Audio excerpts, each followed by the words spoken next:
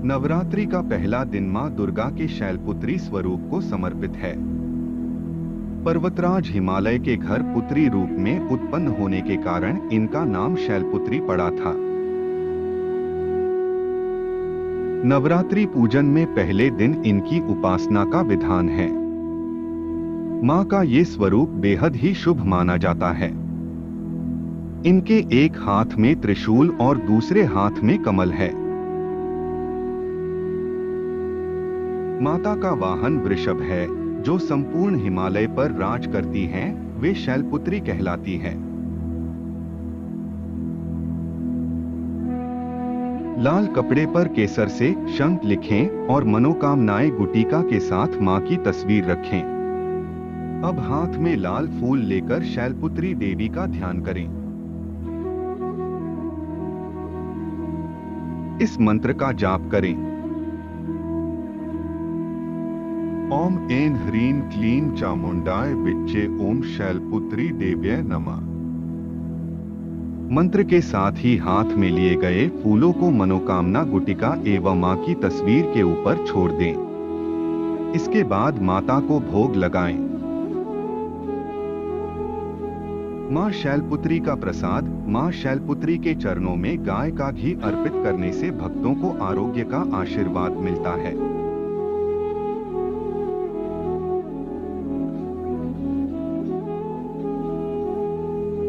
मां शैलपुत्री की संपूर्ण कथा इस प्रकार से है।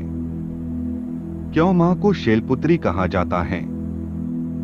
चलिए आपको इसका इतिहास बताते हैं। एक बार की बात है, प्रजापति दक्ष ने एक बहुत बड़ा यज्ञ का आयोजन किया था। इसमें उन्होंने सारे देवी देवताओं को आने का निमंत्रण भेजा,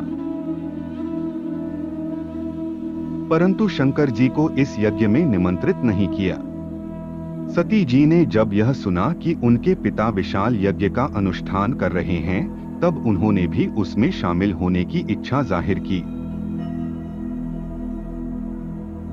अपनी यह इच्छा जब उन्होंने शंकर जी को बताई और सारी बातों पर विचार करने के बाद उन्होंने कहा, प्रजापति हमसे नाराज हैं। उन्होंने सारे देवी देवताओं को निमंत्रण भेजा है, परंतु हमें जानबूझकर नहीं बुलाया है और कोई सूचना तक नहीं भेजी। ऐसी स्थिति में आपका वहां जाना सही नहीं होगा।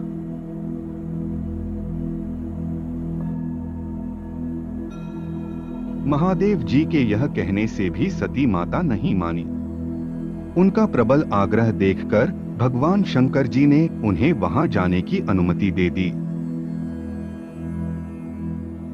सती ने पिता के घर पहुंचकर देखा कि कोई भी उनसे आदर और प्रेम के साथ बातचीत नहीं कर रहा है।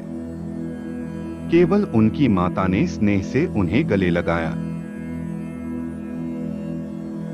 यहाँ तक बहनों की बातों में भी व्यंग्य और उपहास के भाव भरे हुए थे।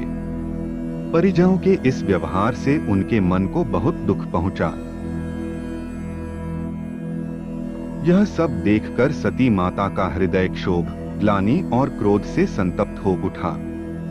उन्होंने सोचा भगवान शंकर जी की बात ना मान यहाँ आकर उन्होंने बहुत बड़ी गलती की है।